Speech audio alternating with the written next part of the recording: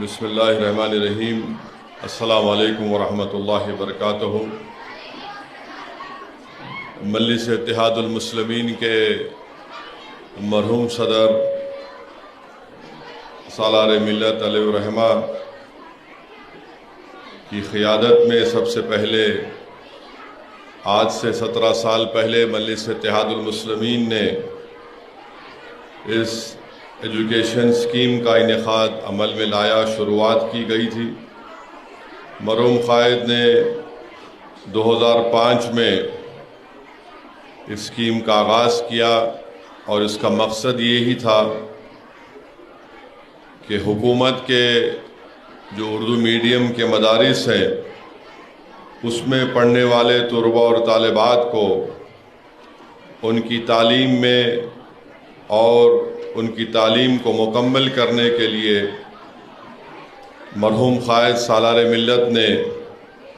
Scheme کی شروعات کی آج سے 17 سال پہلے، اور الحمدللہ بڑی کامیابی کے ساتھ یہ اسکیم چل رہی ہے۔ اور میں مجلس اتحاد المسلمین کی جانب سے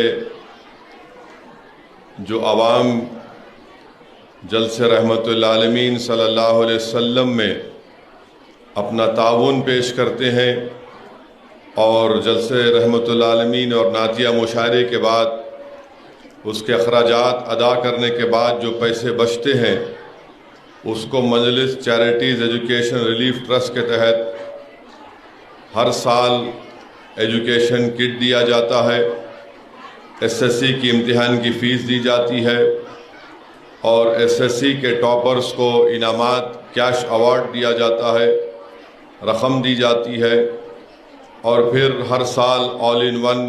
ایک گائیڈ دی جاتی ہے۔ تو اس سال فروری میں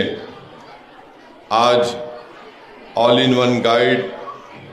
تلنگانہ کے 8,000 طلباء اور طالبات جو 10ویں جماعت کا امتحان انشاءاللہ لکھ رہے ہیں اس سال، ان کو دی جائے گی، اور اس کا جو اخراجات ہوئے ہیں 8,000 آل ان ون گائیڈ کو پرنٹ کرانے کے لیے، وہ 22,55,000 کے قریب ہیں۔ اور اسی طریقے سے جو ایجوکیشن کٹ دی گئی وہ 14,000 طلباء اور طالبات میں دی گئی اس سال، جس کی لاگت قریب 40 لاکھ کے قریب تھی۔ اور اس کے ساتھ ساتھ تو اگر آپ یہ دونوں اسکیم کو ملا لیں گے، ایجوکیشن کٹ کو، ایس ایس سی کی امتحان کی فیس کو، 3 اسکیم پر، تو قریب 65 لاکھ کے قریب اس سال مجلس اتحاد المسلمین گورنمنٹ کے اردو میڈیم مدارس میں مجلس ایجوکیشن اینڈ ریلیف ٹرسٹ کے تحت یہ کام کر رہی ہے۔ تو الحمدللہ اب تک پچھلے 17 سال میں جو طلباء اور طالبات نے اسکیم سے فائدہ اٹھایا اس میں 2,85,000 سے زیادہ ہے، اور انشاءاللہ تعالی ہمیں یقین ہے کہ جس طریقے سے یہ اسکیم چل رہی ہے اس کو آنے والے سالوں میں بھی آپ تمام کا تعاون،